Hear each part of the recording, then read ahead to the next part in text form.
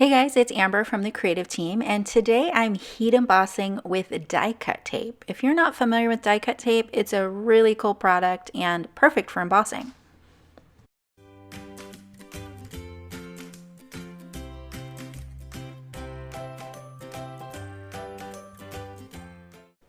Have you submitted your projects to the Facebook fan page monthly challenge? If you haven't, there's still time. This month's theme is bright colors. So I have primary marshmallow, purple orchid, blue topaz, and beautiful for the cards today. Super bright, cool colors. If you missed my video earlier in the month, I used the warm bright colors and created some autumn leaves. So I'll link that in the top right corner for you to check out. Here I have the Altenew Bouquet die cut tape. This was released last year, and when it was released, I did some ink blending with it. I couldn't help but use this as an adhesive stencil. So this bouquet tape is it's a heavy weight, kind of more of like a plasticky tape. It's not like washi tape. It's more resilient.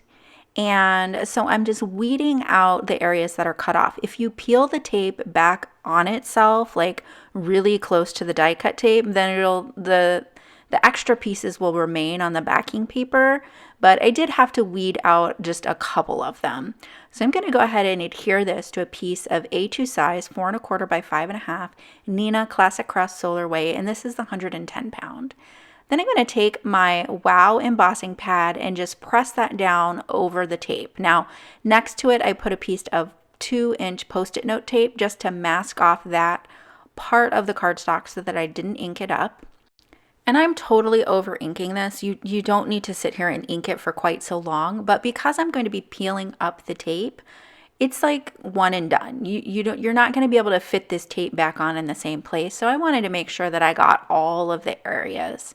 So I'm just going to peel the tape back on itself, and it peels off without any kind of residue on your card. There's no gummy texture, there's no adhesive left over.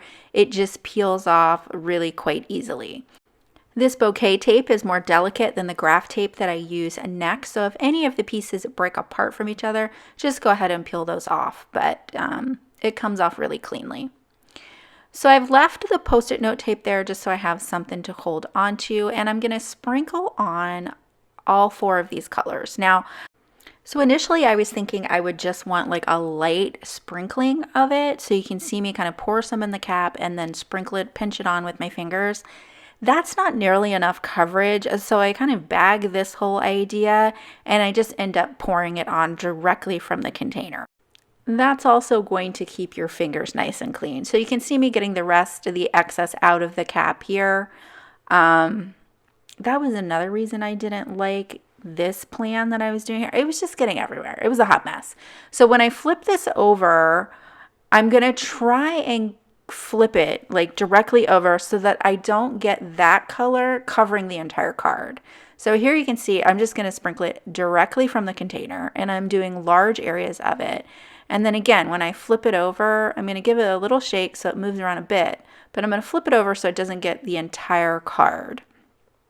I'm going to go back, do a little bit more purple because, as I said, that was too light of a coverage. I liked more of the full coverage and solid embossing powder. And I'm just making a mess, you guys. So, and then here, this is the Beautiful, which is a gorgeous aquamarine teal color. And then blue topaz, which I'll use next, will be more of a blue. Less green, more blue. So here's blue topaz. So I'll just sprinkle this around. And I'm trying to get at least 3 spots of each color. And then before I peel anything off or before I heat emboss it, I'll go over the entire card with one color. So pick whichever is your favorite color or what you want to have mostly on the card and cover the entire area with that. That'll make sure that you don't have any empty spots and it'll fill in any gaps. Make sure that you preheat your heat tool for 45 to 60 seconds so that it's good and hot. That will reduce any kind of warping that you have and make the process quick. I always start heating from behind, especially with glitter powders, but you can certainly heat from the front with these translucent powders, and you will start to see a color change. Here I noticed I had a little bit of stray powder on that border. So I decided to take off the Post-it note tape just to make sure that I didn't have a weird edge there with powder that I couldn't see that maybe got trapped under the tape. So that might be something that you want to do. Here you can see those powders start to get darker, so you know they're melting. They also get shiny.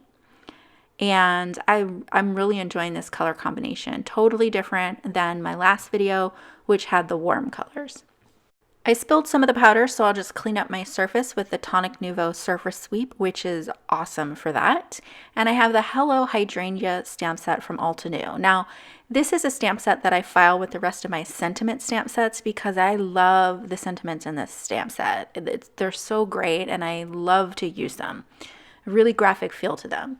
So I have the Altenew Obsidian Pigment Ink here, and I'm just going to stamp this. This thanks fits perfectly in that white space that we have left over.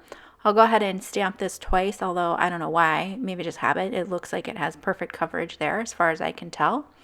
And then I'll add some Nouveau Ebony Crystal Drops. And I go ahead and pre-dry those on a craft mat and then pop them off and store them, and then I just glue them to the piece. Here you can see all those gorgeous colors. I love the color blends in the middle where the colors kind of meet each other. I think these colors are so pretty together. That accompanying with the large, bold sentiment, I think creates a really striking card. For the next card, I'll overlap the embossing, which creates a cool effect with the translucent powders. I always cut off the product label from the packaging and glue that inside of either the die cut tape or my washi tape so that I can easily identify it when I'm going to create. So I'm just going to cut off a piece of this tape so that I can span the card panel at a diagonal, and this one peels apart very easily. So I'll just get that adhered, and then I'm going to go ahead and use some Post-it note tape. This is the 2-inch version, and I'll mask off either side of that so that when I ink it up, I don't get any stray embossing powder. I want to make sure that I get clean lines when I go to emboss. I'll link this up with the Wow embossing pad, and I'll just gently press that down. I'm not going to swipe it over just to make sure that nothing gets stuck underneath, like let's say a stencil if you were using that. With the tape, you don't really have to worry about that too much. I'll remove the Post-it note tape and then the die cut tape, and we'll be ready to emboss. It was harder to get off of the glass mat than it was off of the card panel. I decided to do each of the strips as a two-tone color, and so I'm starting with the darkest color on the bottom, so I have Purple Orchid. I'm just using the Nouveau Surface Sweep to get some of that powder off, and normally I would use a smaller brush, but I already had that on my desk. I'm going to add a little bit more of the Purple Orchid, and then I'll add the Marshmallow, so that's the lighter pink up at the top. I haven't embossed the Purple Orchid yet. I am making sure that I use different coffee filters to make sure that my powders don't get mixed up because I want to funnel that back into the container. I heat set that off camera, and I have the release paper here just checking how I want to set up this card. So I'm just using this to practice with, and then I went ahead and adhered the tape. Now, anytime that you're doing the direct ink to paper technique, you want to make sure that your embossing pad is good and juicy. Mine was, but I did want to remind you guys that the refill tool or the freestyle tool that we have here is perfect for re-inking your ink pad. For this strip, I'll add the blue topaz at the bottom and the Bluetiful on top. I'll just use that surface sweep again to knock off any extra excess powder. Here's the Bluetiful, and this time I'll cover the entire thing just to make sure if there were any gaps that I missed that everything gets colored. That also helps to mix the colors a little bit in that transition area from one color to the next. Here I have the Birch Press Design Hello Sugar Script die. This has not only the sentiment die but also a shadow die. I love the high contrast of the black cardstock and the position of the hello here, but as you can see in the final card, I opted to heat emboss another piece of cardstock with the Bluetiful and Blue Topaz embossing powders, and then use the shadow die to die cut that. I popped that behind the black cardstock sentiment. So you'll have to let me know down below, which one do you prefer? Just the black or the black with the shadow die as well?